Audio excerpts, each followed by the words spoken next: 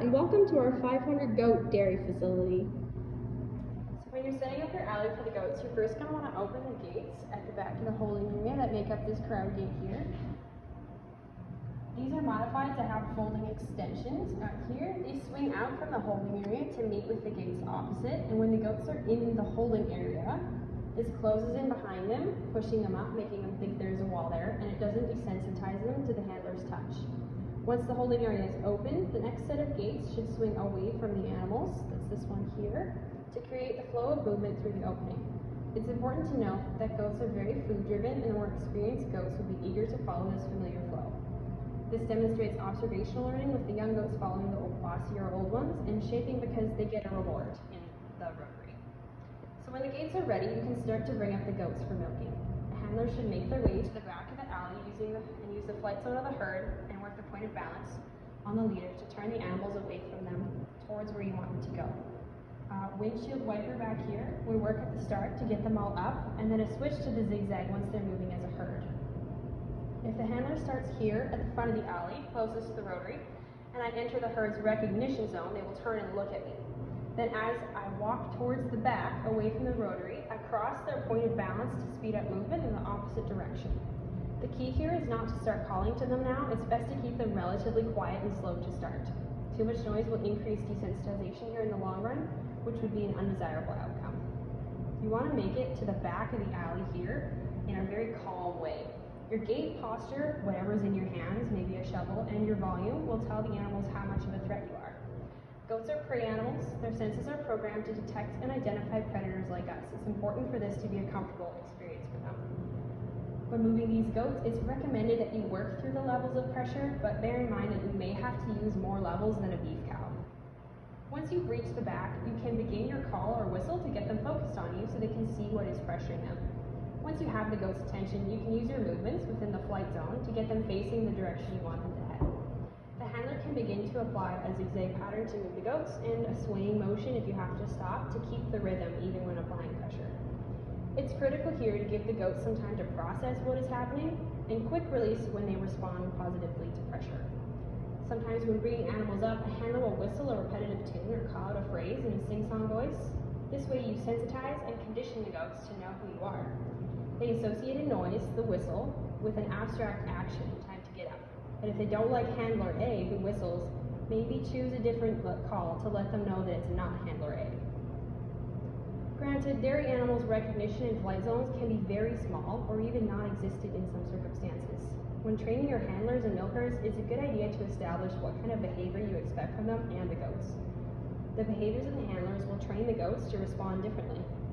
If we assume these goats have no bad habits, it would be a good idea to set a boundary with you and the goats like, we are not herd mates. This sets a protection for the handlers.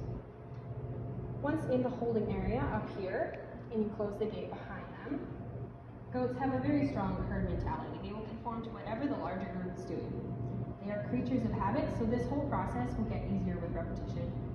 They also get treats in the rotary while they're being milked, so there is the shaping learning involved here with the instant treats.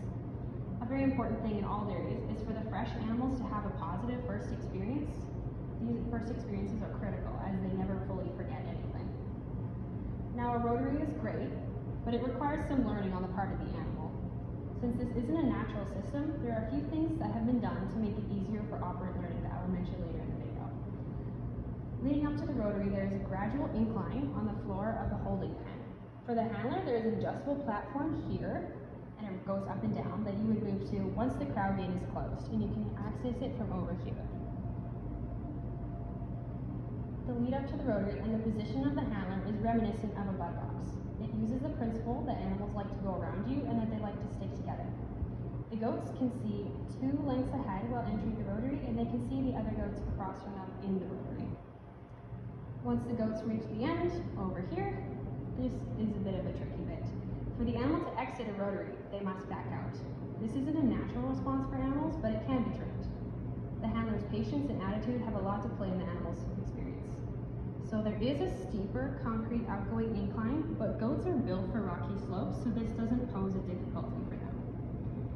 From here, they know that they'll be fed as soon as they're back in their pens. They're very motivated to go back and keep following the other goats. You will have these gates set up beforehand to make the flow back to get back in this pen, these would all close. The crowd gate would be to the back, and then this would make just an alley right here and a nice curve into the pens. So there is a separate alley back over here that the goats can back into for sorting and treating. The computer knows which animals to let off early, and it'll push them out here instead of here. This leads to a bud box system to the side with a chute. This uses Bud Williams' principles about animal behavior to smoothly run them into a chute with minimal stress for the handler and the animals.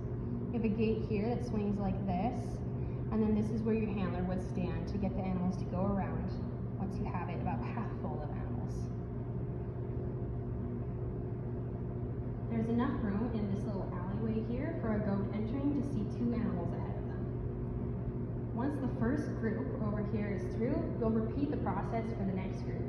And again for the close-ups over here. They're as close as possible over here, and it just requires some closing in the gates here to get them out this way. Just as some extra facts about the facility, it contains all the necessities needed, like a milk room, a pump room, a central office, a mineral storage bay, and a sawdust bay. The parlor itself contains 32 stalls for ease of goat milking, as well as has lighting lengthwise through the barn. There's about 3 rows in here, as well as 2 rows in the primary milking herd and 2 rows in this barn. This barn contains an open pack, which makes it so the goats can be nice and warm in the winter because it generates heat. It also has solid fencing along the bottom to make it so the goats can still access their feed but not get any dry pack into their feed. So there's no cross-contamination there. It also has a milking herd section here, which has easy access to the parlor through this alleyway. And then you have your dry and cold stock, you have your young stock, and your doling stock. Then in this section, there's the young stock that are brand new, which age up slowly until they get here, where they get to be slowly eased in to this facility. It also contains a medicine bay where you store all your medicines for the entire barn. Overall, the barn itself costs about $1.8 million. It breaks into the parlor section, which is about $1.2 million, and then into the 2 barn sections, which are about $300,000 each.